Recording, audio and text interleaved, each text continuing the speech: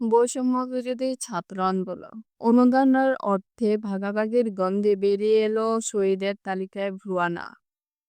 পটুয়াখালীতে জুলাইয়ের গণঅভ্যুত্থানে অংশে না নিলেও বশির সর্দার নামে এক মৃত ব্যক্তির নাম শহীদের তালিকায় অন্তর্ভুক্ত হওয়ার অভিযোগ উঠেছে। তার বড় ভাই নাসির উদ্দিন গত মঙ্গলবার জেলা প্রশাসকের কাছে এ বিষয়ে লিখিত অভিযোগ দেয়। সেখানে বশিরের মৃত্যুর প্রকৃত ঘটনা উল্লেখ করেছেন বলে দাবি করেন তিনি। স্থানীয় বাসিন্দাদের ভাষ্য, সরকার থেকে পাওয়া অনুদান টাকা ভাগাভাগি নিয়ে পারিবারিক দ্বন্দ্বের মূল ঘটনাটি সামনে এসেছে। বশির সর্দার পটুয়াখালী সদর উপজেলার বদরপুর ইউনিয়নের খালিশাখালী গ্রামের সেকান্দার সরকারের ছেলে। গত 15 নভেম্বর ঢাকার একটি হাসপাতালে চিকিৎসাধীন অবস্থায় তার মৃত্যু হয়।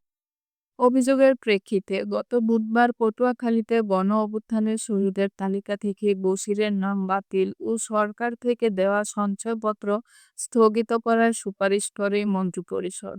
স্বাস্থ্যসেবা বিভাগ ও দ্রব্য বিষয়ক মন্ত্রণালয়ে চিঠি পাঠিয়ে জেলা প্রশাসক আবুল হাসনাত মোহাম্মদ আরিফিন।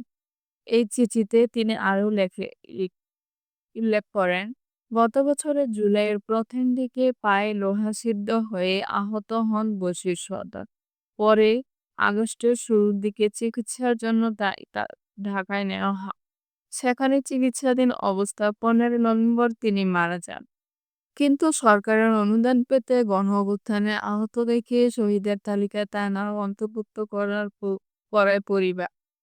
পটুয়াখালীতে বৈষম্যবিরোধী ছাত্র আন্দোলনের সমন্বয়ক ও ছাত্র প্রতিনিধি সজিবুল ইসলাম প্রথম আলোকে বলেন, বশিরকে ঢাকায় চিকিৎসা করানোর সময় জুলাইয়ের আন্দোলনে অংশগ্রহণের তথ্য লিপিবদ্ধ করে পরিবার।